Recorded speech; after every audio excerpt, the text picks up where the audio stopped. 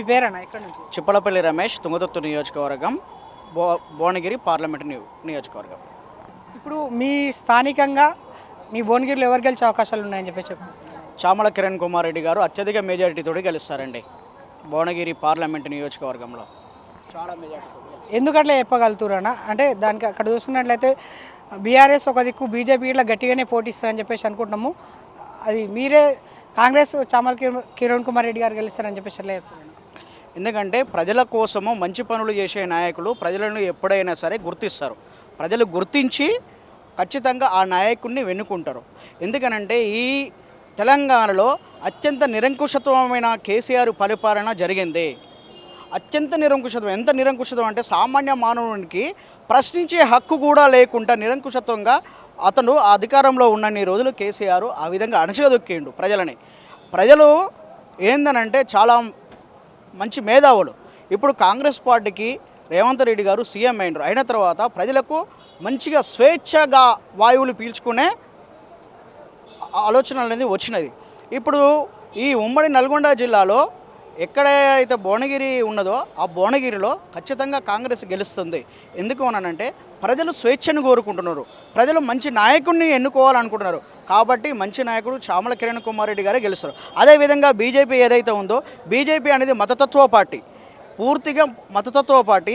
ఎందుకంటే మైనార్టీలకు వ్యతిరేకంగా ఉంటుంది, ఎస్సీ ఎస్టీలకు వ్యతిరేకంగా ఉంటుంది, బీసీలకు వ్యతిరేకంగా ఉంటుంది. బీసీలను చూస్తే కేవలం ఓటు బ్యాంకు లాగానే వాడుకుంటుంది. కాబట్టి ఇక్కడ ఉన్న తెలంగాణ ప్రజలు, అందులో భువనగిరి పార్లమెంటు నియోజకవర్గంలో ఉన్న ప్రజలు మాత్రం అత్యంత మేధావులు, తెలివి కల్ల వాళ్ళు.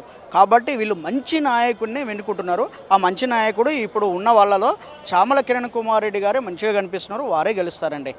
అన్న, ఇప్పుడు మనం మెయిన్గా చూసుకున్నట్లయితే ఈ కాంగ్రెస్లో కొంత సామాజిక వర్గానికి అన్యాయం జరిగిందని చెప్పేసి అనుకుంటున్నారు. చాలా వరకు రెడ్డిలకే ఈ లోక్సభ ఎన్నికల్లో వాళ్ళకు సీట్లు ఇవ్వడం అనేది జరిగింది.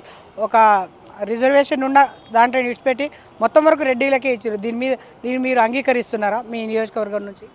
ఇక్కడ ఏందనంటే రాజకీయ పార్టీలు చూసుకున్నప్పుడు బీజేపీ పూర్తిగా బ్రాహ్మణుల పార్టీ అని అంటారు. అవునా? బ్రాహ్మణ్స్కే ఇస్తుంది, అన్ని మతతత్వం చేస్తుంది. అవి బడులు కట్టండి, యూనివర్సిటీలు కట్టండి అని అంటే ఏం చేస్తుంది? గుడులు కడుతుంది. గుడులు ఎవరికి కావాలండి? బడికి వెళ్తే చదువుకుంటారు, విద్యావంతులు అవుతారు, వాళ్ళు వాళ్ళ కాళ్ళ మీద బ్రతకగలుగుతారు, సైంటిస్టులు అవుతారు, డాక్టర్లు అవుతారు, మంచి మంచి లాయర్లు అవుతారు, మంచి ఇంజనీర్లు అవుతారు. కాబట్టి ఏంటంటే ఒక సోక్రటీస్ గారు కానీ ఇంకా కొంచెం మంది మేధావులు ఏమన్నారంటే, ఏ దేశమైనా సరే విద్యాపరంగా అభివృద్ధి చెందితే విద్య ఆటోమేటిక్గా ఆ దేశం అభివృద్ధి చెందుద్ది. అట్లా జరుగుద్దండి.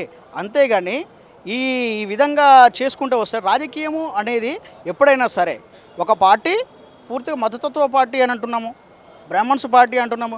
ఈ మొన్నటి వరకు ఉన్న టీఆర్ఎస్ పార్టీ మొత్తం దొరల పార్టీ, మొత్తం దొరైన పార్టీ. కానీ కాంగ్రెస్ పార్టీ మాత్రం రెడ్డుల పార్టీ కాదు, కాంగ్రెస్ పార్టీ అందరి పార్టీ.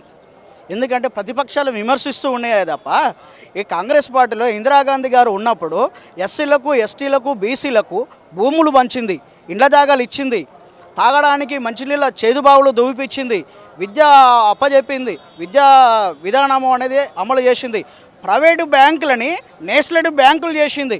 అదే మోడీ ప్రభుత్వం వచ్చిన తర్వాత ప్రభుత్వ బ్యాంకులని ప్రైవేటు బ్యాంకులు చేసిండు, ప్రభుత్వ కంపెనీలని ప్రైవేటు కంపెనీలని చేసిండు ఈ మోడీ ప్రభుత్వం వచ్చిన తర్వాత. ఇదేందండి? ఇప్పుడైనా సరే కాంగ్రెస్ పార్టీ పేదల పార్టీ, అందరి పార్టీ.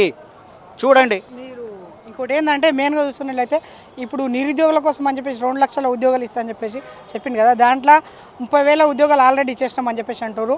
ఆ 30,000 ఇట్లా 2 లక్షల ఉద్యోగాల కిందికి వస్తాయా?